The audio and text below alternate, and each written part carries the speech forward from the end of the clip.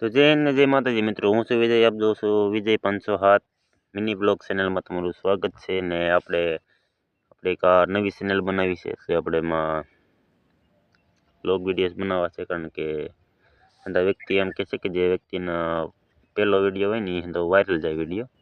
તો હું આશા કરું છું તમે પણ એક મારો વિડીયો વાયરલ કરી દો, ને તમારા ભાઈને તમારા સપોર્ટની ખૂબ જરૂર છે. તો હું આશા કરું છું કે તમે મારો વિડીયો વાયરલ કરી જ દેશો.